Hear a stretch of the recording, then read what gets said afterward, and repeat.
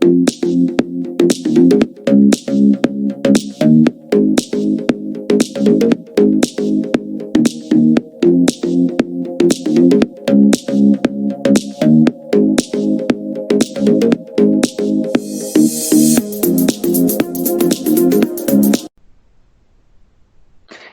a ver el contenido de la clase de hoy.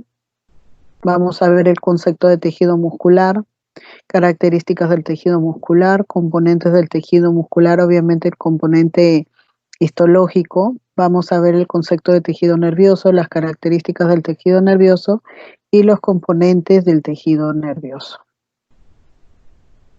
Primero vamos a empezar con el tejido muscular. El músculo viene a ser cada uno de los órganos contráctiles del cuerpo humano y de otros animales. Su unidad funcional y estructural del músculo es la fibra muscular o también llamada el miocito. Los músculos se relacionan con el esqueleto, ¿no? O también llamados los músculos esqueletos, forman parte de la estructura de diversos órganos y aparatos en los cuales se encuentran los músculos viscerales, como también está relacionado con uno de los órganos más principales del cuerpo, que es el corazón, formando parte del músculo cardíaco.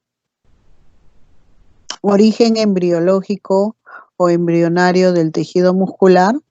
Bueno, el músculo deriva del mesodermo. Justamente el mesodermo consta de dos tipos de mesodermo, el mesodermo esplácnico y el mesodermo somático. Los tres tipos de músculos derivan de estos dos tipos de mesodermo. El músculo cardíaco, por ejemplo, tiene su origen en el mesodermo esplácnico. El músculo esquelético tiene su origen en el mesodermo somático y el músculo liso es un mixto de estos dos mesodermos, ya que en su mayor parte tiene origen en los mesodermos tanto esplácnicos como somáticos. Las funciones del tejido muscular es que gracias a las contracciones de sus fibras musculares produce lo que nosotros podemos percibir como los movimientos. Gracias al músculo puede estabilizarse los movimientos corporales, estar parado, estar sentado o la posición que vemos en el ejemplo del gráfico del medio, ¿no? También participa en la termogénesis, el producir calor mediante la contracción muscular, y también ayuda en la movilización de sustancias, como es gracias al corazón. Los componentes básicos de lo que es el tejido muscular, su componente celular, como ya lo habíamos hablado, es la fibra muscular o también llamada los miocitos, que suelen disponerse en haces o fascículos, ¿no? Y otros componentes adicionales. Está compuesto por una red abundante de capilares, ¿no?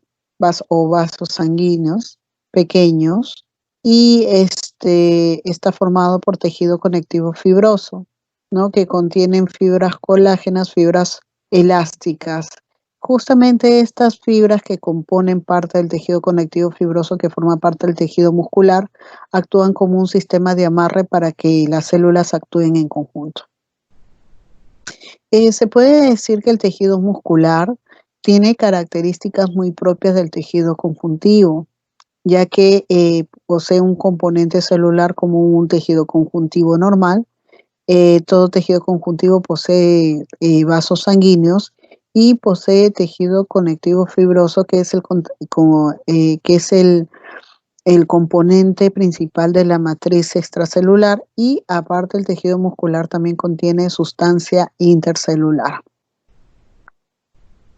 Entonces este es un ejemplo, en la imagen estamos viendo un ejemplo de un corte transversal de un músculo, en las cuales podemos ver cada uno de los miocitos. Miren acá, cada uno de estos círculos que vemos acá es una célula muscular, ¿no?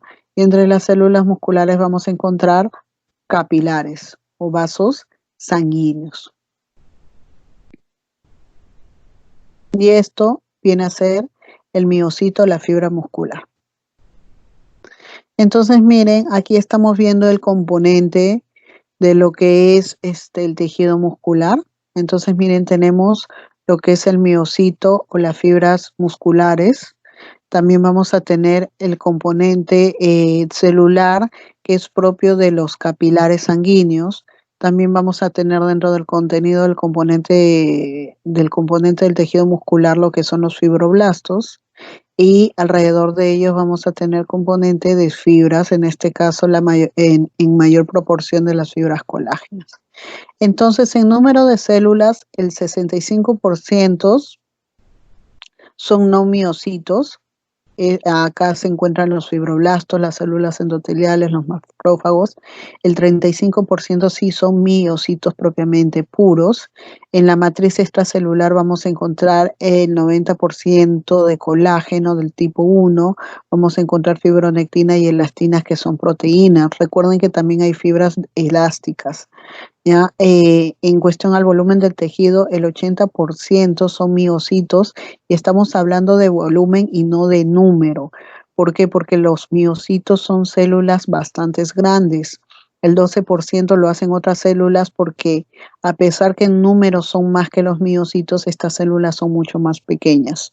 ¿Ya? Y el 3% de colágeno y 5% de músculo liso.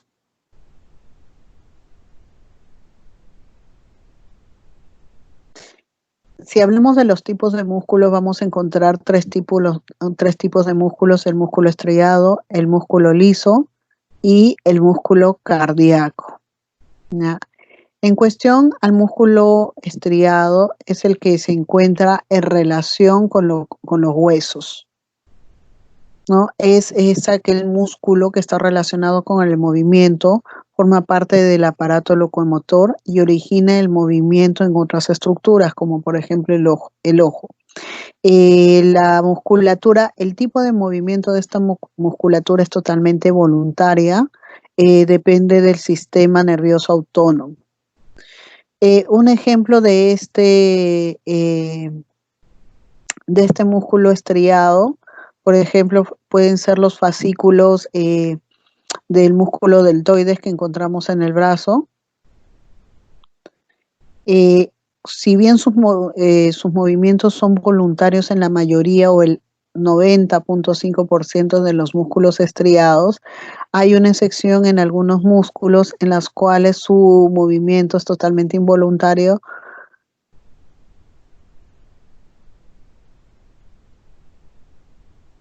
En relación al músculo liso, forma parte de las paredes de los vasos y vísceras, y está totalmente inervado por el sistema nervioso autónomo. Este produce tipo de movimientos involuntarios. En cuestión al músculo cardíaco, constituye la pared muscular del corazón. Este músculo también se le llama el miocardio. Su contracción es totalmente involuntaria, es iniciada mediante una inervación propia y modulada por el sistema nervioso autónomo.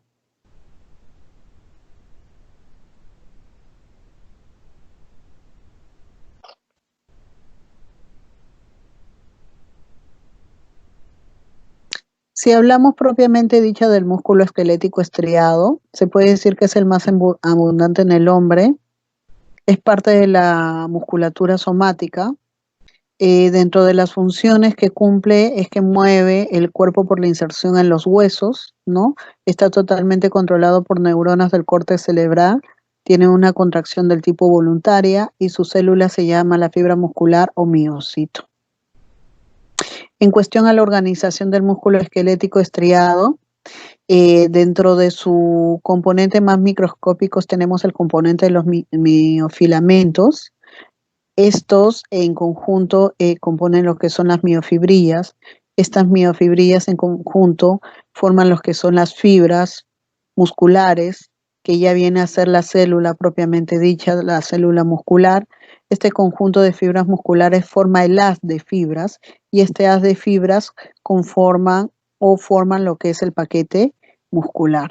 Yo quiero que lo entiendan desde acá, desde el punto de vista más pequeño. Miren, dentro de cada una de las miofibrillas se encuentran miofilamentos. Todo el conjunto de miofibrillas forman lo que es la fibra muscular o lo que es la célula propiamente dicha del músculo. El conjunto de fibras musculares forma lo que nosotros llamamos el haz de fibras. Y este conjunto de haz de fibras forman lo que se llama el paquete muscular o lo que ustedes ya conocen como el músculo propiamente dicho. Acá hay otro ejemplo de cómo lo pueden ver. Miren, pero acá ya empezamos desde el componente microscópico que es la fibra muscular, ¿no? Y miren cómo un conjunto de fibras musculares pueden formar un haz de fibras y un conjunto de haz de fibras como pueden formar lo que es el paquete muscular. Este músculo estriado está conformado por tejido conjuntivo que forma el componente de revestimiento, ¿no? Entonces, lo que puedo decir del componente de revestimiento es que los músculos en anatomía macroscópica está rodeada por una capa de tejido conjuntivo llamada lo que es el epimicio.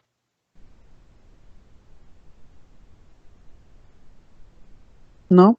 Este epimicio a simple vista aparece como una vaina blanca.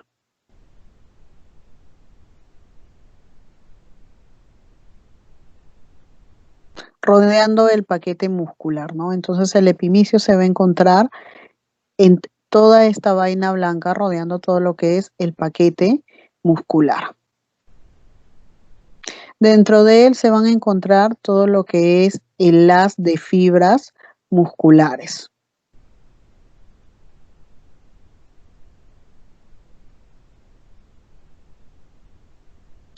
En cada uno de los fascículos o haz de fibras musculares va a estar rodeado por una vaina de tejido conectivo más delgado llamado lo que es el perimicio.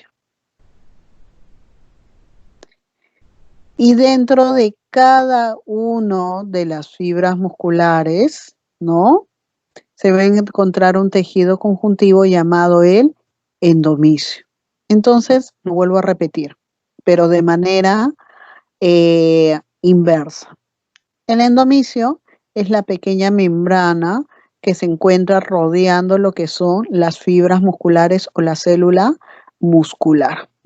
Como ya sabemos que el conjunto de fibras musculares forma el haz de fibras, este haz de fibras está rodeado por una membrana de tejido conjuntivo llamada el perimicio. Como ya sabemos que el conjunto de haz de fibras musculares forma lo que es el paquete muscular, este paquete muscular está rodeado por una membrana llamada el epimicio. Entonces acá lo vemos de una mejor manera, ¿no? Miren, acá encontramos lo que es la célula muscular o la fibra muscular o también llamado el miocito, que está rodeado por su tejido conjuntivo, su componente de revestimiento llamado el endomisio. El conjunto de fibras musculares forma lo que es un haz de fibras, ¿ya? Este haz de fibras, este haz de fibras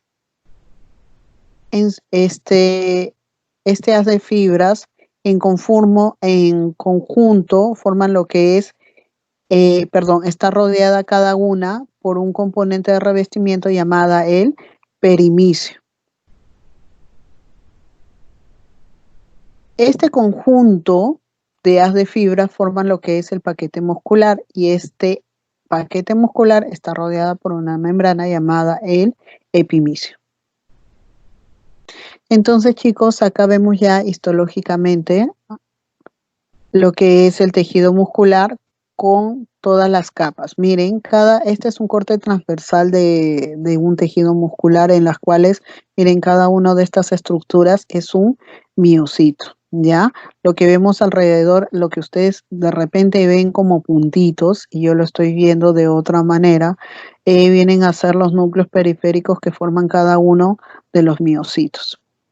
¿Ya? Entonces, miren, cada miocito está rodeado por una pequeña membrana llamada lo que es el endomisio. Recordemos que todo el conjunto de miocitos forma lo que es un haz de fibras musculares. Y recordemos que el haz de fibras musculares está rodeado por una membrana llamada lo que es el perimicio, ¿ya? Y todo lo que rodea el paquete muscular es el llamada el epimicio. Entonces tengamos en cuenta esa organización del músculo estriado. La célula muscular esquelética o el miocito en verdad es una célula bastante con características bastante propias y muy diferentes a las otras células que hemos visto. En verdad el tejido muscular es un componente, eh, tiene dentro de su estructura un componente bastante complicado. Por ejemplo, acá ya vamos a empezar a ver lo que es la célula muscular propiamente dicha. Y si ustedes se dan cuenta, este componente celular, dentro de ella, porque ya estamos viendo un corte transversal de la célula muscular propiamente dicha, se van a dar cuenta de que ustedes no ven mucho citoplasma. Es más, el citoplasma se ve escaso. ¿Por qué? Porque todo lo que es el centro de la célula contiene lo que nosotros llamamos las miofibrillas, ¿ya? Entonces, miren, está contenido las miofibrillas. Y cada miofibrilla, miren, el centro contiene, lo que ven como puntitos, contiene un miofilamento. O sea, cada conjunto de miofilamento forma una miofibrilla y el conjunto de miofibrillas forman en su conjunto lo que es la fibra muscular. ¿Ya? Entonces, normalmente la forma de la célula muscular esquelética es de forma totalmente cilíndrica y alargada. Su espesor está entre 10 a 1000 micras, ¿no? Eh, Longitud de 1 a 50 milímetros. Tiene partes, lo que nosotros llamamos la membrana celular, en el tejido muscular se llama lo que es el sarcolema, lo que nosotros llamamos citoplasma en una célula normal, en este tipo de células se llama el sarcoplasma, que es bastante escaso.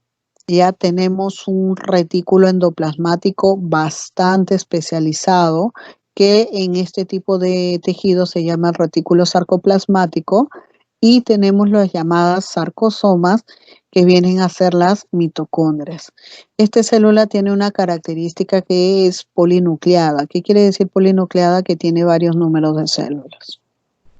Entonces, miren, aquí estamos viendo el miocito, la fibra muscular, en la cual podemos ver el sarcolema, ¿no? Que vendría a ser la membrana plasmática.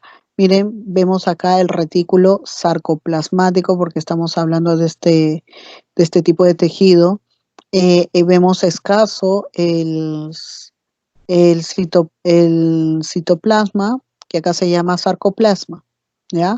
Entonces, miren, lo que nos llama la atención es que tienen el retículo endoplasmático bastante desarrollado y miren, dentro de la célula escaso citoplasma, pero bastante contenido de miofibrillas, ¿ya?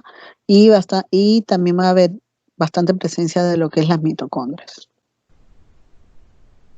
Entonces, miren, si nosotros hacemos un análisis de esta imagen, vemos de que una célula muscular por dentro va a tener lo que nosotros llamamos las miofibrillas. O sea, el conjunto de miofibrillas compone lo que es la célula muscular. Pero, ¿cómo se compone la miofibrilla? La miofibrilla se compone de miofilamentos.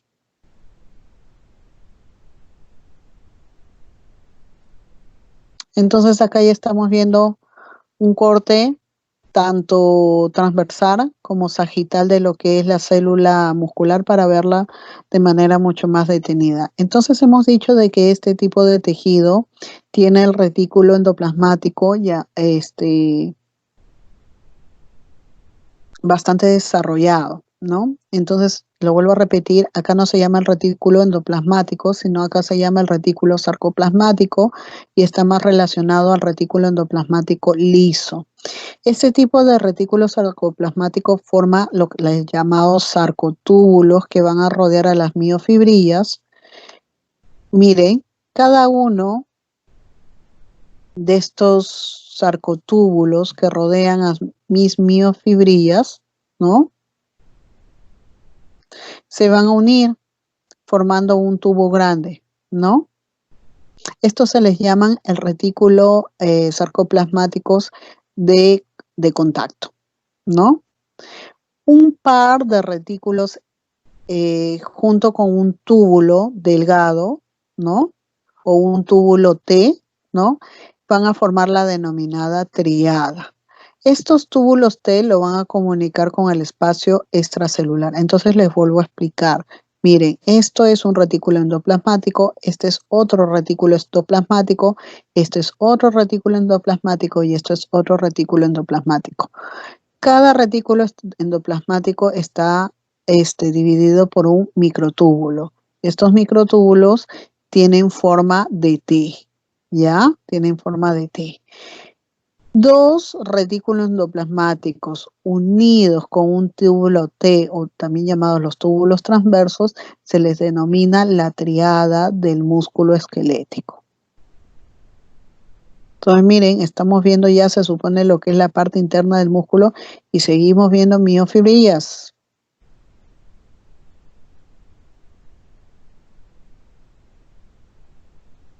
¿Por qué se le llama músculo esqueléticos? Es que estas miofibrillas tienen una conformación bastante especial que espero que en esta parte me tengan, lo escuchen detenidamente y si es que no lo entienden lo vuelvan a repetir muchas veces hasta que lo entiendan.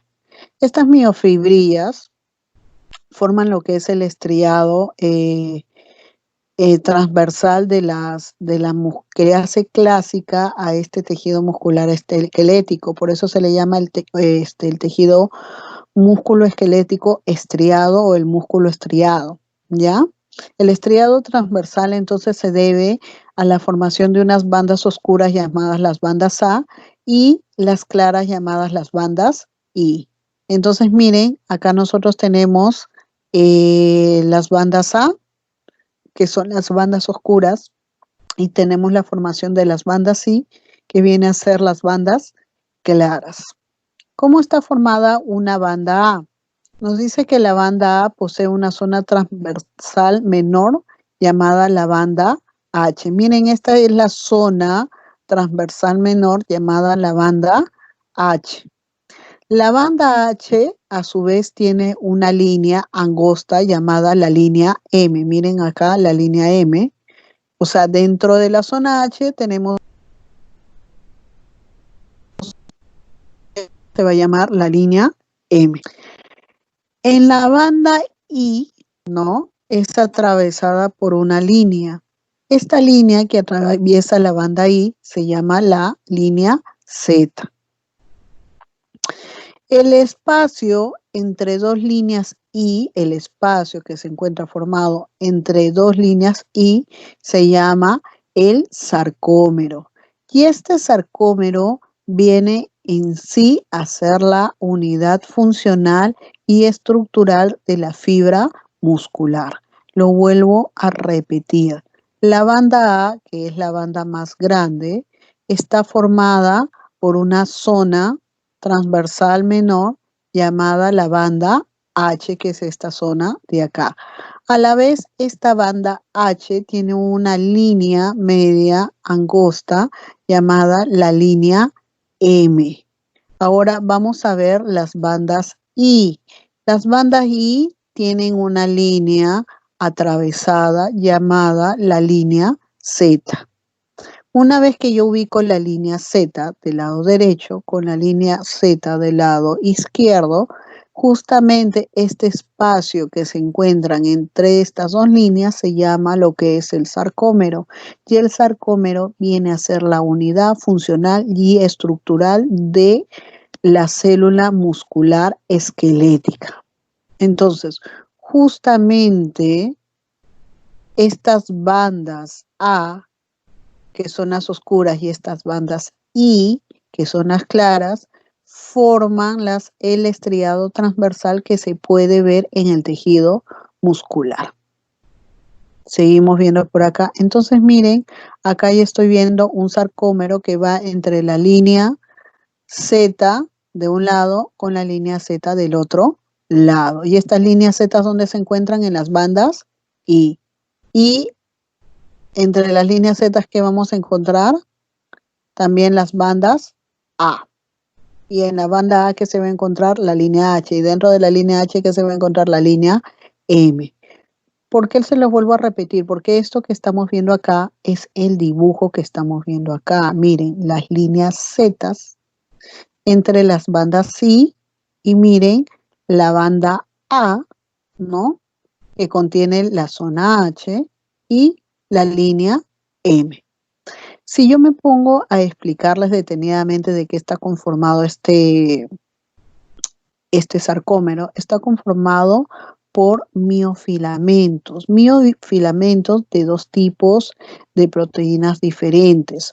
Los miofilamentos de miosina, que son los filamentos mucho más gruesos, y los filamentos de actina, que son los filamentos mucho más delgados.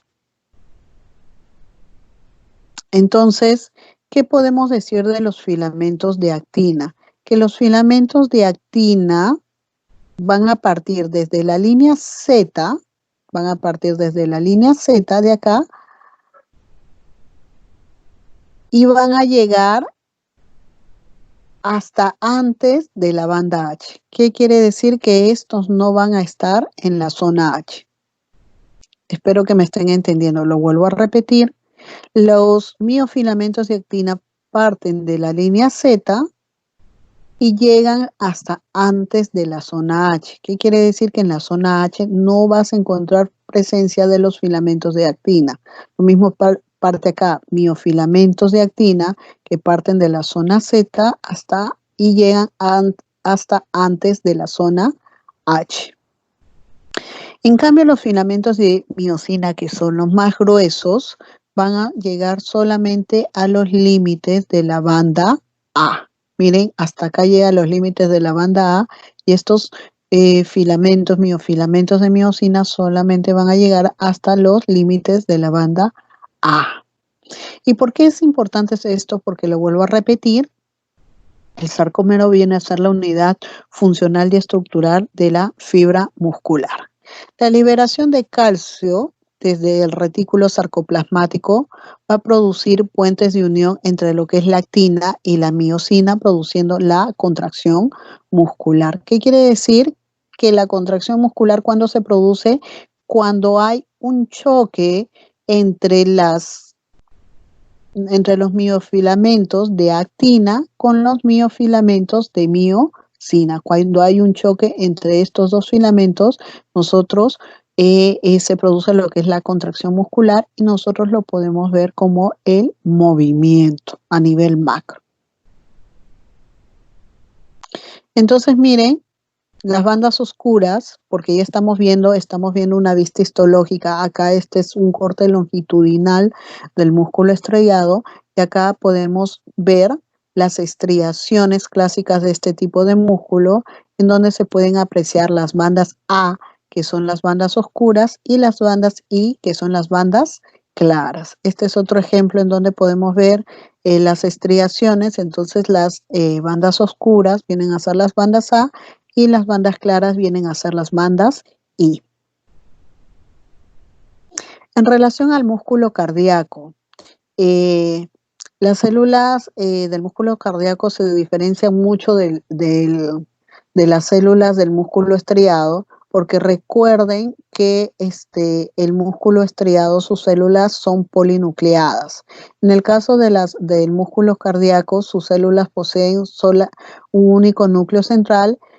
A diferencia del otro músculo, estas presentan bifurcaciones y uniones íntimas entre ellas. Vamos a encontrar dos tipos de componentes celulares en el músculo cardíaco. Las células miocárdicas propiamente dichas, que son las más numerosas, con función de contracción con discos intercalares, que ya lo voy a explicar más adelante cuando veamos la vista histológica, y las células cardioconectoras que transmiten excitaciones de un punto a otro punto del corazón. Estas constituyen partes del corazón propiamente dichas específicas como son el nodo sinoauricular, el nódulo auriculoventricular, el haz de His y las fibras de Purkinje. Si vemos las características de las células contráctiles del músculo cardíaco, no se disponen paralelamente, están formando redes, ¿no? En cuestión al tamaño son de 150 por 20 nanómetros, ¿no? Poseen discos intercalares y dentro de estos discos intercalares vemos encontrar uniones celulares como son los desmosomas y uniones Gatjunction, ¿no? También van a presentar estriaciones porque también van a presentar bandas A con bandas C y se encuentran en este tipo de células estriaciones muy desarrolladas. Entonces, miren, en esta zona de acá vamos a ver los discos intercalares. En esta zona de los discos intercalares es donde vamos a encontrar las uniones celulares que son los demosomas y las uniones Gatjunction que las hablamos en la primera clase del tejido epitelial. Como los decía, este tipo de músculo cardíaco posee un núcleo en posición central a diferencia del músculo estriado, ¿ya? Y presenta bifurcaciones. Miren la bifurcación que se forma acá a nivel de esta célula, ¿no? Cómo se forman las bifurcaciones a nivel celular. Las células cardioconectoras no se pueden ver a simple vista, pero ya sabemos que forman parte del nódulo sinoauricular, ¿no? Del nódulo auriculoventricular, ¿no? Y del haz de His y de las fibras de Purkinje. En esas zonas se encuentran en mayor cantidad las células cardioconectoras. El músculo liso, en cambio, sus células musculares también poseen un solo núcleo, no tiene aspecto estriado, por esa razón se le llama el músculo liso. Se agrupan en fascículos como en el músculo estriado y solamente se encuentran localizados en estas zonas del organismo, como es el tubo digestivo, las vías respiratorias, los conductos urogenitales, las arterias, las venas y los vasos linfáticos y la piel. Entonces, miren, esta es una imagen histológica de lo que es el músculo liso. ¿Qué podemos observar a diferencia de los otros músculos que hemos visto? En primer lugar, ¿qué presentaba el músculo estriado? Estriaciones, al igual que el músculo cardíaco, ¿cierto? Este tipo de músculo no presenta ningún tipo de estriación. Por tal razón se le llama el músculo liso. Hemos dicho que son poseedores de un solo núcleo en posición central. Miren, en los núcleos son bastante grandes de posiciones centrales, a diferencia del músculo estriado que posee bastante polinucleado y sus núcleos se presentan en la periferia. Este músculo no presenta bifurcaciones a diferencia del músculo cardíaco. Bueno, hasta esta imagen de acá, nosotros terminamos con lo que podemos hablar del músculo, del tejido muscular propiamente dicho. Ahora vamos a pasar a hablar de lo que es el músculo, el sistema nervioso. El sistema nervioso es un red de tejidos altamente especializado. Su unidad básica y funcional va a ser la neurona. ¿Ya? Esta neurona, estas células se van a encontrar conectadas entre sí de manera bastante compleja y estas neuronas tienen una propiedad de conducir una gran variedad de estímulos dentro del tejido nervioso y hacia la mayoría de los restos de los tejidos. Entonces, miren, acá les he puesto una imagen muy bonita de lo que es la neurona, cómo se ve histológicamente y cómo la vemos en los gráficos. Y esta es la red del tejido del sistema nervioso. Funciones del sistema nervioso, recepcionan estímulos. Recuerden que estas células paran conectadas entre sí, entonces hacen la recepción del estímulo y también los transmiten hacia otra célula. Entonces recepcionan estímulos y a la vez transmiten impulsos, ¿no? Tienen una reacción sensorial y motora del cuerpo porque conforman parte del sistema periférico, el sistema nervioso periférico,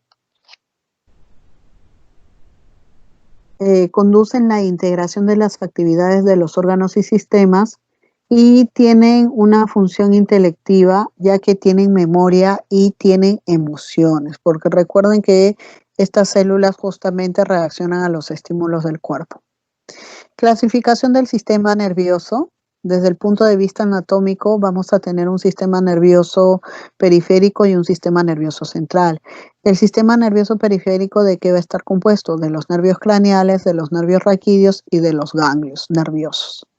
En cuestión al sistema nervioso central, va a estar compuesto por la médula espinal propiamente dicha, el encéfalo, y el encéfalo está conformado por el cerebro, el tronco cerebral, que a su vez está conformado por la protuberancia y el bulbo raquídeo, y el cerebelo. La clasificación del sistema nervioso desde el punto de vista funcional, lo que vemos acá es que nuestro sistema nervioso periférico está compuesto por un componente sensorial aferente y por un componente motor, que es el componente eferente. Este componente motor a su vez está compuesto por un sistema nervioso somático y un sistema nervioso autónomo, ¿no? Este sistema nervioso autónomo a la vez está dividido por una división simpática, una división parasimpática y una división entérica. Origen embrionario del sistema nervioso. Este tiene origen en el ectodermo embrionario.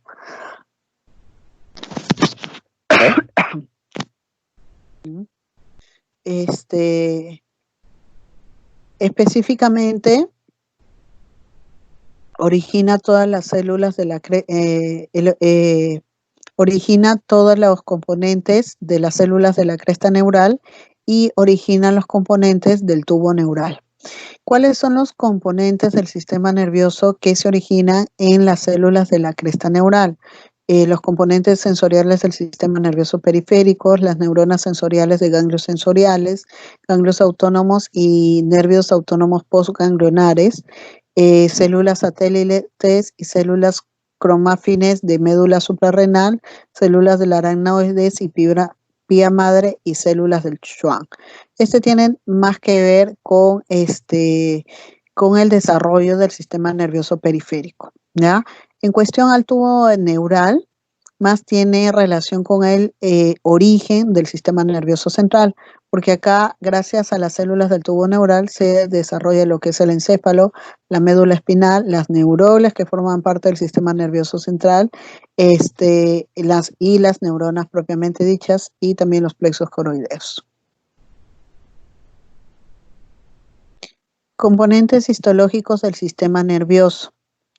Vamos a tener los elementos nerviosos o los elementos celulares nerviosos, que va a ser las células propiamente, las neuronas propiamente dichas, los elementos intersticiales que están compuestos por las células llamadas las neuronas o las glías, y va a estar formado por el componente del tejido conectivo, que están relacionadas con la formación de las envolturas del tejido nervioso, ¿no? Como son las partes de la meninge del sistema nervioso central, está relacionados con las vainas que envuelven los nervios y con las cápsulas de los ganglios.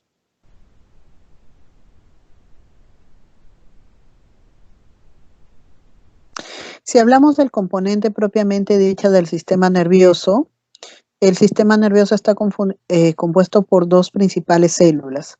Las neuronas, que son las células nerviosas, que es la unidad funcional del tejido nervioso, y su función va a ser la recepción, integración y motora del sistema nervioso en general.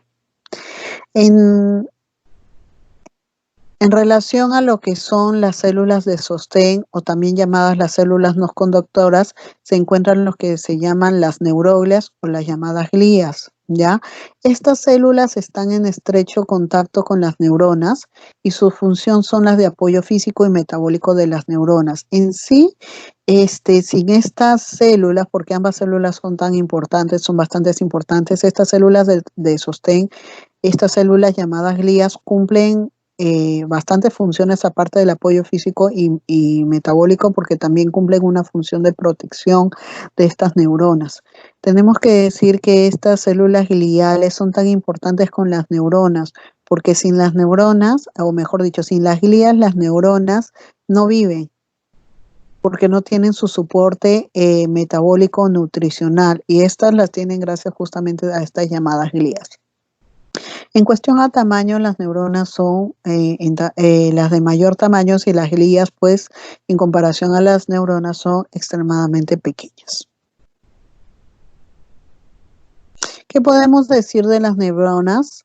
Se creían que estas eran las únicas células que no se reproducían, y se puede decir que cuando mueren no se podían reponer. Sin embargo, los artículos o los últimos estudios han demostrado que su capacidad regenerativa es extremadamente lenta, pero no nula. ¿Qué quiere decir? Que sí se pueden reparar y se pueden reproducir, pero de manera extremadamente lenta, ¿no? Tienen variadas formas según la zona en las cuales se ubican. Puede ser esféricas, piramidales, estrelladas, y estas se caracterizan por tener bastantes prolongaciones que le permitan comunicarse o transmitir los impulsos, ¿no? Están totalmente especializadas para transmitir impulsos nerviosos. En cuestión a las neuronas, en las características de las neuronas, son las más estudiadas por la relación de sus propiedades con las funciones del sistema nervioso. Funcionalmente son altamente polarizadas, reciben información por uno de sus extremos dendríticos y la entregan por otro llamado el extremo axónico, ¿no? Tienen gran capacidad de comunicarse con otras células, especialmente entre neuronas. Entonces, justamente acá vemos el dibujo de cómo está conformado el componente del sistema nervioso central y el componente del sistema nervioso periférico, en la cual en el sistema nervioso central vamos a encontrar el componente celular propiamente dicho, el cuerpo de la célula y su parte axónica.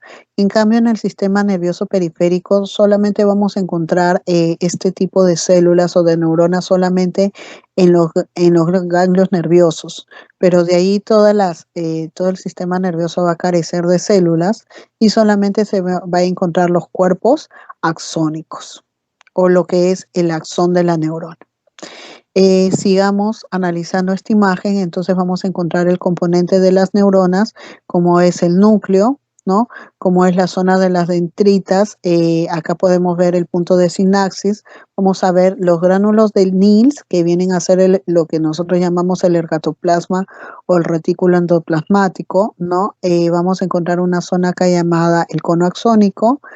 Vamos a encontrar lo que es el axón, y acá vamos a encontrar alrededor o en la periferia del axón lo que son las vainas de mielina, ¿no? Y como ya hemos dicho, este tipo de células son totalmente ramificadas, que también estas se van a ramificar, pero van a tener las características del cuerpo axónico. En cuestión a estas células neuronales, hemos dicho que siempre están acompañadas o siempre están soportadas por unas células más pequeñas llamadas las glías. Acá vemos un ejemplo de las células gliales, que es el oligodendrocito, que está unido a la parte periférica o la parte axónica de la neurona. En cuestión a lo que es el sistema nervioso periférico, como lo expliqué antes, solamente vamos a encontrar componente de la parte axónica de las neuronas, ¿no? Entonces, como todo cuerpo axónico, ¿no? Alrededor lo que es la vaina de mielina, ¿no? Vamos a encontrar, sí, placas motoras terminales, ¿no? Y también van a estar acompañados de células mucho más pequeñas, que son las células gliales. En este caso, en la periferia vamos a encontrar las células de Schwann. Entonces acá vemos nuevamente el componente de una neurona, en la cual podemos ver el cuerpo celular. Vamos a poder ver las dendritas, el núcleo, único núcleo en el centro. Ya les dije, vamos a encontrar los bastantes corpúsculos o gránulos de Nils, que viene a ser el aparato de Golgi. En esta zona de acá vamos a encontrar el cono axónico, perdón, el cuerpo del NIL relacionado con el retículo endoplasmático, el cono axónico. Vamos a encontrar bastantes mitocondrias que en su mayoría de las veces se va a encontrar a nivel del cono axónico y a nivel también de los axones. Ya vamos a encontrar el axón mielínico o la llamada la vaina de mielina que está alrededor del axón propiamente dicha en las zonas de la que se encuentran en el sistema nervioso periférico. Vamos a encontrar células de Schwann, ¿no? Vamos a encontrar los nódulos de Reinberg, los pequeños nódulos de Reinberg en la periferia de lo que es el axón. Vamos a ver una rama colateral del axón o las ramificaciones. Vamos a encontrar el telodendro, que justamente son parte de las terminaciones nerviosas o parte de las terminaciones del axón, donde se dan justamente parte de la sinapsis, ¿no? Y justamente formando parte de los puntos del telodendro vamos a encontrar los botones terminales.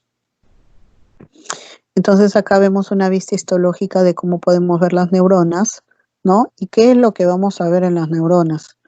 Las neuronas son células bastante grandes, normalmente las vamos a encontrar las de vistas, las de forma estrelladas, ¿no? En las cuales vemos un núcleo bastante prominente con su nucleolo, ¿no? Vamos a encontrar el cuerpo de la neurona, vamos a encontrar la zona del axón, el cono axónico, que lo vamos a ver acá, ¿no? Podemos ver la tinción por la presencia de algunas mitocondrias pequeñas, ¿no? Y vamos a encontrar acá la presencia de las dendritas. Algo que hace muy característicos a las células es que se tiñen bastantes en el citoplasma y esta parte o esta organela o parte del componente membranoso interno de las células que se tiñe son lo que nosotros llamamos los cuerpos de Nil, que viene a ser el retículo endoplasmático de este tipo de células. Entonces, acá tenemos otra neurona, miren, con su núcleo totalmente preeminente, con su axón, el cono axónico, los corpúsculos o los cuerpos de Nil alrededor, ¿no? Y las ramificaciones de parte de los axones. Miren, acá vemos una ramificación del axón. Y lo que vemos acá alrededor son ramificaciones de los axones. ¿Ya? Estas ramificaciones acá son ramificaciones de los axones de otras neuronas. ¿Y qué es lo que vemos acá? Miren, que nadie se ha percatado. Donde pongo el puntero, allí se pueden percatar. ¿Qué es lo que vemos acá? Esas son las llamadas glías o células gliales, que ya les dije que en comparación en tamaños con las neuronas son extremadamente pequeñas y justamente van a ir relacionadas, bien relacionadas con las neuronas. Es más, a veces pareciera que forman parte del cuerpo de las neuronas porque están estrechamente unidas a ellos. Acá vemos, ¿ve? Las neuroglias, neuroglias, neuroglias, neuroglias, neuroglias, neuroglias, neuroglias y lo demás es el componente axónico. Entonces, si vemos el componente propiamente dicho, punto por uno, podemos decir que las neuronas en relación al núcleo tiene un núcleo de forma esférica, tiene una posición central este núcleo y es bastante grande, ¿no? También otra de las características de este núcleo es que posee un nucleolo totalmente prominente, ¿ya? En la mayoría de los casos las neuronas presentan un solo núcleo, pero hay excepciones como en las neuronas de los ganglios nerviosos que pueden poseer hasta dos núcleos. En cuestión a las dendritas, ¿qué podemos decir de las dendritas propiamente dichas? Que son prolongaciones del citoplasma, ¿no? Pueden variar en tamaño y en ellas se establecen las sinapsis con los axones de otras células nerviosas y reciben los impulsos nerviosos de estos. En cuestión lo que es el parte del axón, se puede decir que el axón es una prolongación cilíndrica o de forma cilíndrica que se proyecta desde el soma o cuerpo de la neurona, ¿no? contiene un citoplasma que en esa zona se llama el axoplasma, contiene bastante cantidad de mitocondrias y neurofibrillas y carece del retículo endoplasmático rugoso, ¿ya? Siempre la zona del axón o la zona axónica va a estar rodeado de una membrana llamada la mielina, y justamente esta mielina nos ayuda a contener estos impulsos nerviosos porque sirve como una membrana de revestimiento, ¿no? Que evita que estas pulsaciones nerviosas que se pueden transmitir como pulsaciones eléctricas dañen los demás tejidos periféricos del organismo. Acá te vamos a estudiar también los terminales presinápticos, que son las zonas de las células nerviosas que se dividen en ramas terminales, ¿no? Terminan en varias estructuras llamadas botones sinápticos, y justamente estos botones sinápticos o terminales presinápticos es la zona donde se da la sinapsis o la transmisión del impulso nervioso. Si hablamos del nucleoplasma o lo que nosotros conocemos como el citoplasma, en esta zona es la parte en donde se da el metabolismo de la célula propiamente dicha, porque estas células son metabólicamente activas, ¿no? Son estructuras citoplasmáticas típicas de las neuronas, porque contienen neurofibrillas, sustancias cromatófilas de Nils, ¿no? Que forman los gránulos de Nil, y tienen bastantes inclusiones citoplasmáticas. En cuestión a la clasificación de las neuronas, se puede dar según el tipo de prolongaciones y se puede dar según la longitud del axón, ¿no? Según el tipo de prolongaciones, tenemos de dos tipos, las homópodas y las heterópodas, ¿no? En cuestión a las homópodas, son aquellas que poseen un solo tipo de prolongación que pueden funcionar como axón y dendrita a la vez. Las esterópodas poseen los dos tipos de prolongaciones, tanto los axones por un extremo como las dendritas al otro extremo de las neuronas. Entonces lo vuelvo a repetir, las homópodas solamente van a tener un tipo de prolongación que va a funcionar como axón y dendrita a la vez. Las heterópodas poseen los dos tipos de prolongaciones, axones en un extremo y las dendritas al otro extremo de las células. Según la longitud del axón, tipo Golgi 1, que posee un axón largo, entre el ejemplo de este tipo de axones, ¿no? Del tipo Golgi 1, podemos encontrar las neuronas piramidales. También tenemos los axones del tipo de Golgi 2, que poseen un axón corto. Dentro del ejemplo de este tipo de neuronas o de axones, de neuronas que poseen este tipo de axón del tipo Golgi 2, se encuentran las neuronas retinianas. Según la morfología de las células neuronales, podemos encontrar células del tipo piramidales, como las vemos acá, células de Purkinje, que son las más ramificadas y las que más encontramos en el sistema nervioso central, y las neuronas del tipo olfatorias, que tienen una característica de que su base se parece mucho a lo que son las células epiteliales. ¿No? Según el número de prolongaciones, podemos encontrar las unipolares, ¿no? Que tiene una sola prolongación de doble sentido, que actúa a la vez como dendrita y como axón. O sea, acá funciona como entrada y salida de los impulsos nerviosos. Tenemos las bipolares, ¿no? Que tiene dos prolongaciones, una de entrada que actúa como dendrita y una de salida que actúa como axón. Las pseudo unipolares son las más típicas y abundantes, poseen un gran número de prolongaciones pequeñas de entrada, llamadas dendritas, y una sola de salida, llamada axón. Entonces miren, ¿por qué se les dice pseudo unipolares? Porque miren, parece que solamente tiene una salida, pero tiene dos extremos. Y las multipolares, ¿no? Que poseen bastantes ramificaciones, tanto a nivel del axón como lo que van a formar parte de las dendritas. Según el tipo de sinapsis, desde el punto de vista morfológico, tenemos las axosomáticas, las que van a tener relación del impulso, de la transmisión del impulso nervioso que se va a dar del axón al cuerpo de las neuronas.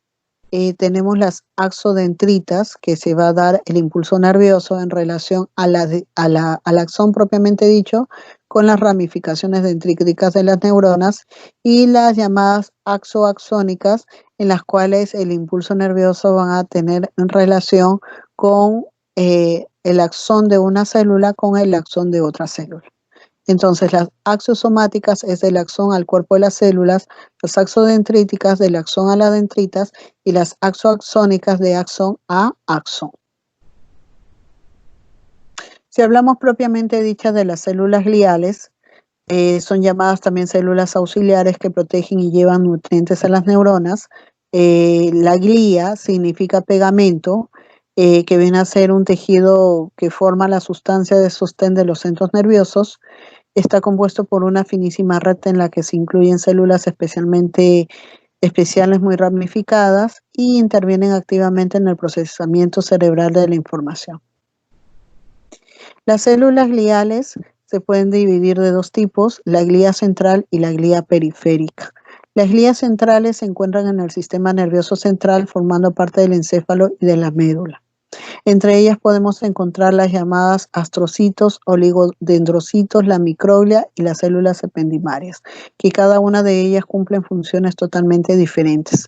En cuestión a las glías periféricas, se encuentran en el sistema nervioso periférico, formando parte de los ganglios nerviosos, los nervios y las terminaciones nerviosas, y dentro de ellas se encuentran las células de Schwann, las células capsulares y las células de Müller, que también como las glías del sistema nervioso central tienen funciones diferentes entre ellas.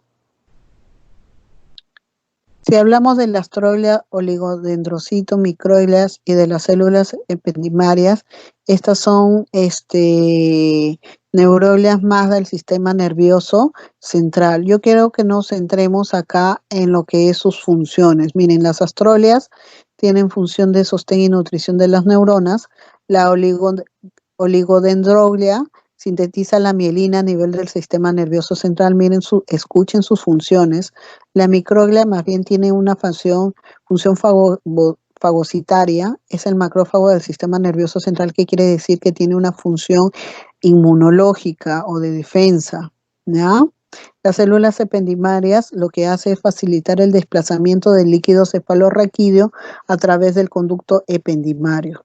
Estas células ependimarias tienen más características de células epiteliales, y recordemos que las células epiteliales se encuentran formando filas y columnas de células, ¿no? Estas células tienen formas cilíndricas. Entonces, miren, acá tenemos las células totalmente ependimarias, ¿no? Muy características del sistema nervioso central, muy características del sistema epitelial. Acá tenemos los astrocitos muy ramificados entre ellos, ya las microglias de forma estrelladas y los oligodendrocitos, ¿no? Entonces acá los astrocitos, ¿no? Son más pequeños. Tenemos astrocitos fibrosos que son pequeños y los astrocitos protoplasmáticos. Acá tenemos cómo se ven histológicamente los oligodendrocitos y aquí cómo se ven las microglias. En cuestión a las neuroglias, miren, este es un corte histológico de lo que es el sistema nervioso central. Se ven muy bonitos, en las cuales podemos ver las neuronas. Qué bellas se ven las neuronas, ¿no? Con sus núcleos bastante prominentes, sus nucleolos también bastante prominentes, los gránulos del Nils, ¿no? Como se pueden ver, y las ramificaciones de los axones, miren, de forma muy tenue, está teñidas, pero miren, todas estas que vemos así son las ramificaciones, y acá alrededor de las neuronas, cerca a ellas y entre las ramificaciones de los axones, encontramos las neuroglias o las glías. Y miren cómo las ramificaciones de los axones pueden salir a través de la periferia o a otras partes del sistema nervioso central, y miren cómo se van a seguir rodeando de glías, ¿ya? Entonces esta es una imagen muy bonita. En cuestión a las células del plexo coroideo, células de Schwann, las células satélites son más células o glías del sistema nervioso periférico y miren, tienen funciones muy parecidas a las glías del sistema nervioso central, como por ejemplo las células del plexo coroideo sintetizan líquido cefalorraquídeo a nivel de los plexos coroideos en los ventrículos cerebrales y forma parte de la barrera hematoencefálica, ¿no? Las células de Schwann sintetizan mielina en el sistema nervioso periférico y las células satélites sostienen, protegen y nutren a las células ganglionales de los ganglios raquídeos. Entonces, miren, acá estamos viendo un corte transversal de lo que es el ganglio raquídeo, porque lo vuelvo a repetir, zona en las cuales vamos a encontrar cuerpos neuronales del tipo nerviosos fuera del sistema nervioso central, solamente va a ser en los ganglios nerviosos. Entonces aquí estamos viendo un ganglio nervioso, un corte transversal en las cuales podemos ver lo que es las neuronas propiamente dichas con su núcleo bastante prominente, ¿no? En una posición central podemos ver su nucleolo, ¿no? Y miren, alrededor de ella, al lado de donde está el puntero, miren, me voy a posar primero sobre ella y después voy a sacar el puntero despacito. Allí podemos observar las glías. Miren cómo podemos ver las glías alrededor de las neuronas, ¿ya? Y alrededor de ellos que se encuentran los satélites, ya los axones con sus vainas de mielina, o sea, los axones vienen a ser los del centro y lo que más se tiñen son las vainas de mielina. Es que bonito corte histológico de lo que estamos viendo acá, ¿no? Y acá estamos viendo cómo está compuesta una neurona, ¿no? Y cómo está compuesta la parte axónica del axón, ¿no? El axón propiamente dicho y la vaina de mielina alrededor, y justamente lo que más se tiñe acá es la vaina de mielina y los axones en el centro. Una vez terminado de estudiar el componente celular del sistema nervioso, vamos a pasar a estudiar las meninges. Las meninges vienen a ser parte del tejido conjuntivo del sistema nervioso. Son tres recubrimientos que se encuentran alrededor del encéfalo y de la médula espinal. Las meninges son las llamadas la dura madre, el aracnoides y la pía madre. Entonces aquí estamos viendo un corte sagital de lo que es una cabeza de un ser humano, en las cuales estamos sentándonos en este corte de acá, lo vamos a hacer, lo vamos a llevar a una muestra mucho más grande en la cual podemos ver parte de lo que es el cerebro, el cerebelo, ¿no? Y podemos ver las meninges, ¿no? En las cuales la pía madre es la que se encuentra de manera más adherida a lo que es el encéfalo, lo que es el cerebro. Encontramos el aracnoides, que es una de las membranas que se encuentran en el intermedio, ¿no? Y la dura madre, que es la membrana que se encuentra en la parte externa, más relacionada con lo que es el hueso, que cubre lo que es el cerebro, y el hueso está cubierto por piel. Entonces, si estudiamos cada una de estas componentes de revestimientos, pero desde el punto de vista histológico, podremos decir que la dura madre viene a ser la capa más externa de las meninges, ¿no? Y está compuesta por tres tipos, ¿no? Se divide en tres tipos: la dura madre perióstica, la dura madre meningia y la dura madre raquídea. La dura madre perióstica está compuesta por células osteoprogenitoras, que quiere decir que van a producir hueso en un futuro. Está compuesto también por fibroblastos y haces organizados de fibras colágenas, y es una zona altamente vascularizada. En cuestión a la dura madre meningia, está compuesta por fibroblastos, fibras colágenas, ¿no? Y vasos sanguíneos pequeños.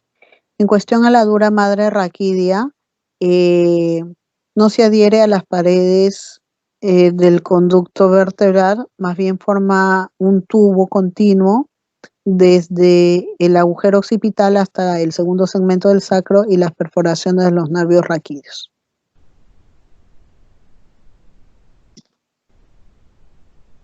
En cuestión a lo que es el aracnoides, propiamente dicho, viene a ser la capa intermedia de las meninges, es en el mayor, en la mayor parte de su longitud es vascular, aunque a veces cruzan vasos sanguíneos a través de ellas, ¿no? Está compuesta por por vasos sanguíneos, pero escasamente por fibroblastos y algunas fibras elásticas. Y por último tenemos la pía madre, que es la capa más interna de las meninges. Esta capa es altamente vascularizada y se encuentra en contacto estrecho con el encéfalo, ¿no? Eh, en cuestión al componente, tiene fibroblastos modificados y aplanados, contiene gran cantidad de vasos sanguíneos con macrófagos, eh, células cebadas y linfocitos. Entonces, miren, aquí vemos un corte transversal de lo que es parte de la médula espinal y parte de la médula espinal. Y miren qué bonita se ve. Acá podemos ver lo que es la pía madre, que es la meninge que está más adherida a lo que es el sistema nervioso central, ¿no?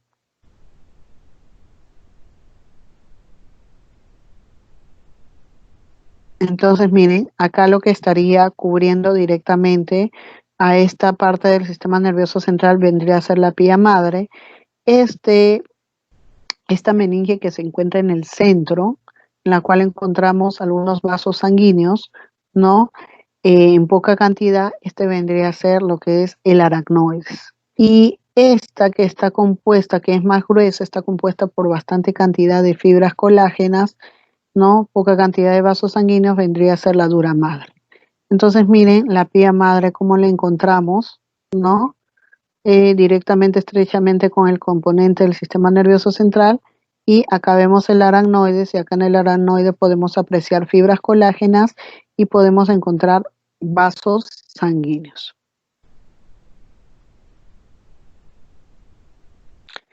Ahora vamos a hablar del encéfalo.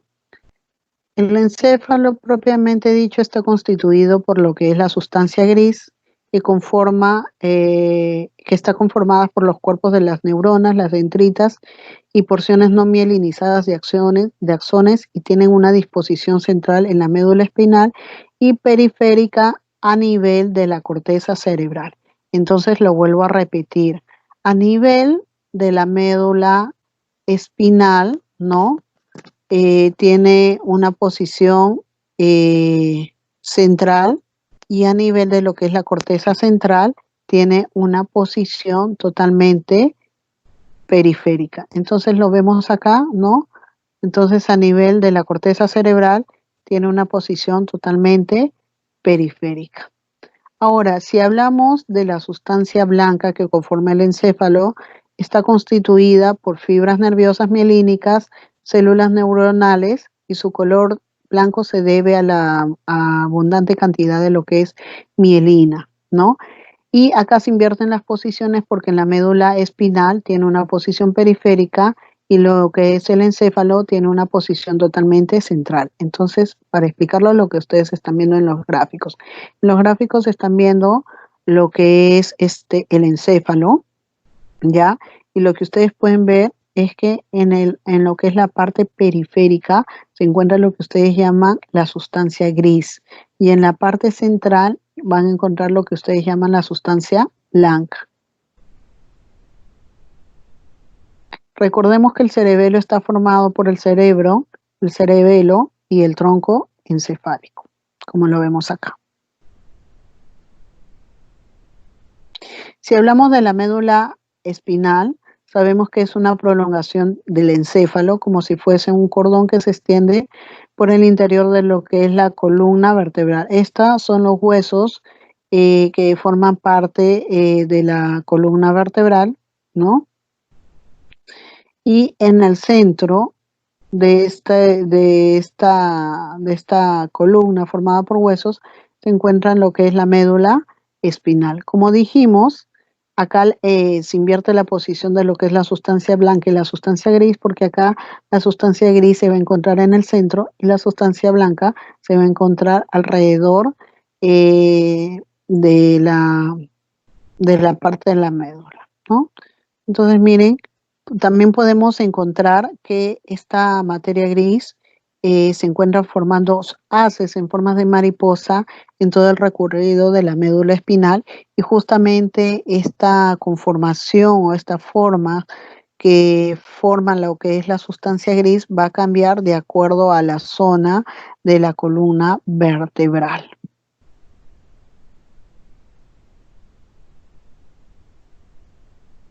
Entonces acá vemos la médula espinal, ¿no? Es una estructura cilíndrica aplanada, dividido en 31 segmentos. Su composición, la sustancia gris que forma parte de la porción interna, ¿no? Que tiene una forma de H y este es de color pardo grisáceo. Acá es donde nosotros vamos a encontrar los cuerpos neuronales, grías y prolongaciones dendríticas, ¿ya? Tiene dos astas, tiene las astas ventrales, donde contiene los somas o los cuerpos de las neuronas motoras, y tiene las astas dorsales en las cuales se van a encontrar los cuerpos de las neuronas totalmente sensitivas, que van a formar los nervios sensitivos y los nervios motoros, ¿ya? En cuestión a lo que es la sustancia blanca que está en la periferia de lo que es la médula, contiene haces de axones mielínicos y amielínicos. Y recuerden que también contienen glías. Entonces acá tenemos la médula espinal, un corte transversal, y así como lo estamos viendo en la gráfica, lo vamos a ver histológicamente. Tenemos el canal central, o también llamado el epéndimo, por donde va correr lo que es el líquido cefalorraquídeo, ¿no? Tenemos lo que es parte de lo que es la sustancia gris, formando lo que son las astas, tienen astas anteriores o ventrales o las astas posteriores o también llamadas dorsales.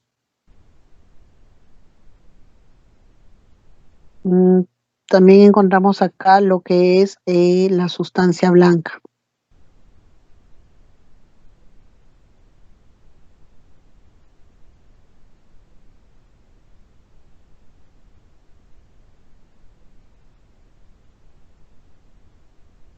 Entonces acá vemos otro corte, otro ejemplo de lo que es la médula espinal, en las cuales podemos ver las astas dorsales o posteriores y las astas ventrales o anteriores. Recuerden que acá vamos a encontrar los cuerpos neuronales de las neuronas motoras y acá vamos a encontrar los cuerpos neuronales de las neuronas sensitivas. Entonces, a raíz de estas astas es que van a salir las haces nerviosas que forman parte de los nervios raquídeos. Recordemos que el único nervio o las únicas astas nerviosas que forman parte de los nervios raquídeos que poseen ganglios son de los nervios raquídeos sensitivos. Son de las astas sensitivas, ¿no? Cuando se unen estas dos, forman lo que son los nervios raquídeos mixtos, tanto sensitivos como motoros a la vez.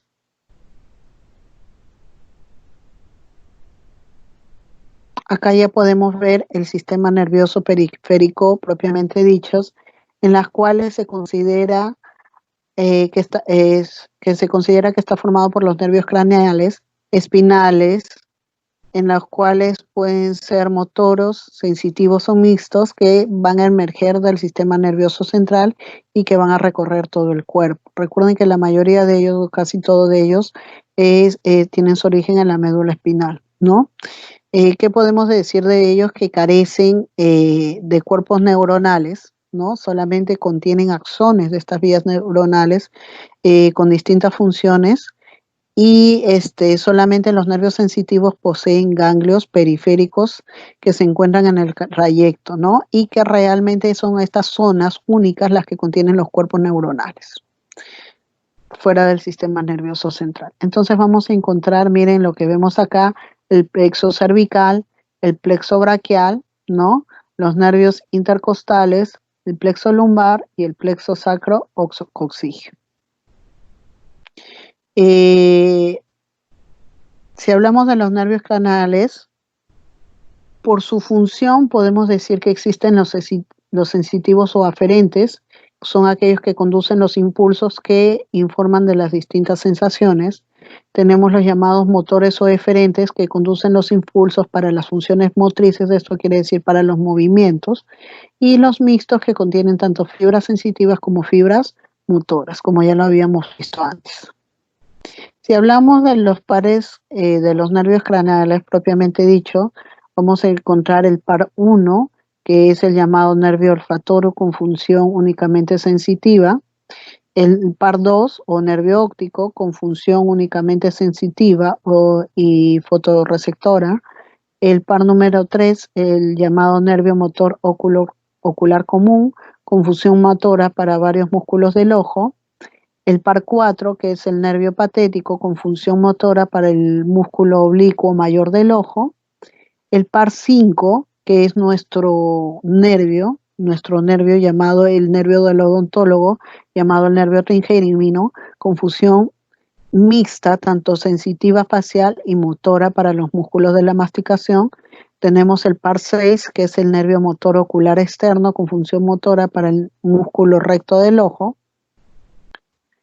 Tenemos el par 7, que también es un músculo, es un nervio, un par craneal que tenemos que tener en cuenta porque también está dentro de la odontología o relacionado con la odontología, que es el nervio facial con función motora somática para los músculos faciales y sensitiva para la parte más anterior de la lengua, o sea, es un nervio mixto. ¿Ya? El par 8, que es el nervio auditivo que recoge los estímulos auditivos y de equilibrio y orientación. Tenemos el par 9, que también está relacionado con la odontología, que es el nervio glosofaringeo, que tiene una función sensitiva y motora a la vez, es un nervio mixto, ¿ya? Sensitiva porque está relacionado con lo que es el gusto y motora porque está relacionado con los movimientos de la faringe. El par 10, que es el nervio neumogástrico, también llamado vago, con función sensitiva y motora, es un nervio mixto, ¿no? Están relacionado con todo lo que es la parte visceral, ¿no? Y el par 11, que es el nervio espinal, con función motora somática para el cuello y parte posterior de la cabeza. Y el par 12, que es el nervio hipogloso, que también está relacionado con nosotros porque da función motora para la lengua. Entonces tenemos que tener en cuenta que el par 5, el par 7, el par 9 ¿ya? Y el par 12 está directamente relacionado con lo que es la odontología. Entonces acá vemos un gráfico de cómo se originan los pares craneales y con qué parte del cuerpo están directamente relacionados. También tenemos parte de los nervios espinales, ¿no? Son 31 pares y se encargan de enviar información sensorial que está relacionado con el tacto, el dolor y la temperatura del tronco y las extremidades. Tenemos 8 pares de nervios raquídeos cervicales, 12 pares de nervios raquídeos torácicos, 5 pares de nervios raquídeos lumbares, 5 pares de nervios raquídeos sacros y un par de nervios raquídeos coxígeos. Ahora hablemos del impulso nervioso propiamente dicho. Este viene a ser un estado especial de excitabilidad de la célula nerviosa que lo que produce es una onda de excitación. Dicho impulso se mueve a lo largo de todas las fibras nerviosas a una velocidad constante. La variación del impulso nervioso tiene una base iónica y el cambio de la permeabilidad de la membrana o del axón a los iones de sodio y potasio genera una variación del potencial o del potencial de acción. Entonces lo que estamos viendo acá en este punto número 1 es el impulso nervioso que viaja desde el cuerpo celular hasta las ramificaciones, del extremo del axón. Miren, desde el cuerpo de la neurona hasta las ramificaciones de lo que es la parte del axón. Y en la neurona 2 que podemos ver los neurotransmisiones, ¿no? Que hacen que se produzca un impulso nervioso que va desde las dendritas hasta el axón de la otra célula, ¿no? Justo acá, en esta zona de acá, se da lo que es la sinapsis, ¿no? Cómo llega el impulso nervioso, ¿no? Que llega desde las dendritas, desde el axón, y cómo las reciben lo que son las dendritas. Entonces, miren, dentro de lo que son el axón y las dendritas vamos a encontrar unas pequeñas vesículas con neurotransmisores que se liberan, que van a liberar este impulso al espacio sináptico, ¿no? ¿Qué van a hacer los neurotransmisores? Van a estimular la membrana de la siguiente neurona, ¿no? Continuando así o recibiendo lo que es el impulso nervioso. Entonces acá encontramos el espacio sináptico. ¿De qué depende la sinapsis o qué es la sinapsis? Viene a ser la zona de contacto funcional en la que se produce la transmisión del impulso nervioso entre dos neuronas y entre una neurona y una célula efectora. ¿Dónde se pueden dar este tipo de sinapsis? En las espinas dendríticas, en los botones terminales de los axones y en las partes del soma neural, que quiere decir del cuerpo de la neurona. Vamos a ir viendo partes histológicas de algunas zonas. Acá vemos parte de lo que es la médula espinal y podríamos decir que estamos viendo la materia gris, porque en la materia gris solamente encontramos los cuerpos neuronales. Lo que estamos viendo acá son las neuronas, miren qué bonito se ven. Podemos ver en el centro el núcleo, con su núcleo bastante prominente. Podemos ver el cuerpo de la neurona con bastantes gránulos de Nils, ¿no? Podemos ver el cono axónico y con sus ramificaciones. Miren, en las ramificaciones a nivel de las dendritas como a nivel del axón. Podemos ver la presencia de glías y todas estas ramificaciones que se encuentran acá no son fibras colágenas, sino son fibras nerviosas que son componentes del axón. Y acá miren cómo vemos las neuronas propiamente dichas y de tamaño mucho más chiquito los astrocitos. Y vemos cómo las ramificaciones de las células son prolongaciones bastante grandes, bastante largas que se van uniendo a otras prolongaciones de otras neuronas. Acá podemos ver el cerebro, ¿no? El cerebro, las células, cómo se encuentran de manera un poquito más piramidal, también bastante ramificadas con sus núcleos centrales, sus glías, ¿no? Y bastantes ramificaciones, ¿no? Fibras nerviosas. Acá podemos encontrar las glías en pequeños tamaños, ¿no? Vasos sanguíneos. Y acá podemos ver vasos sanguíneos, neuronas, con todo el cuerpo, el componente completo de toda neurona, axón, cuerpo neuronal, núcleo, ¿no? Sus glías y las fibras nerviosas, ¿no? Acá podemos ver las neuronas con su zona granular y su zona neuronal propiamente dichas. Acá podemos ver una neurona de las formas de las fibras de Purkinje totalmente ramificadas, creo que se den cuenta acá. Miren, axón en un lado y miren cómo se ramifica este axón, que se ve muy bonito. Las de Purkinje, ¿ya? Estas son las dendritas. Esto, miren, acá hay otra ramificación que sobresale de esta neurona. Qué bonito se ve. Y miren las partes de las ramificaciones como están relacionadas con las neuronas. Acá podemos ver, no se ve a simple vista la neurona, pero acá está. Y miren sus ramificaciones de los axones, ¿no? Y acá vamos a encontrar la zona granular, porque el cerebro se caracteriza por tener una zona granular y una zona agranular. Y en la zona granular vamos a encontrar bastantes glías y células granulosas. Entonces aquí es como se ve el cerebelo, es otra otra imagen con otra tinción, qué bella se ve las neuronas, las famosas fibras de Purkinje, ¿no? En las cuales se ve el cuerpo neuronal, el núcleo, sus dendritas y sus prolongaciones dendríticas. Miren alrededor cómo se van conectando, acá también sus dendritas y cómo se van prolongando. Acá tenemos las neuroglias o las glías y estos son vasos sanguíneos, ¿ya? Acá vemos bastantes vasos sanguíneos y tenemos las zonas granulosas, donde vamos a encontrar bastantes glías y células granulosas. Este es un corte transversal del nervio periférico. Así es como realmente se ve el nervio periférico, carece totalmente de cuerpos neuronales. La organización de los nervios periféricos es muy parecido a lo que es la organización del tejido muscular, en las que encontrábamos las miofibrillas, ¿no? Y cada miofibrilla, el conjunto de miofibrillas formaba lo que es la fibra muscular. Acá en este caso van a formar lo que son las fibras nerviosas y estas van a estar protegidas por un tejido de revestimiento que se va a llamar el endoneuro. Este conjunto de fibras nerviosas van a formar el haz de fibras nerviosas que van a estar cubiertas por una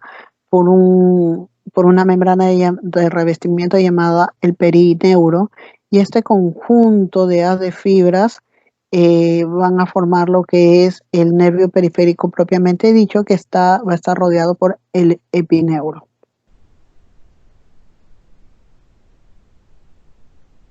Entonces acá podemos ver el corte transversal de un nervio, en las cuales podemos ver gran cantidad de vasos sanguíneos, ¿no?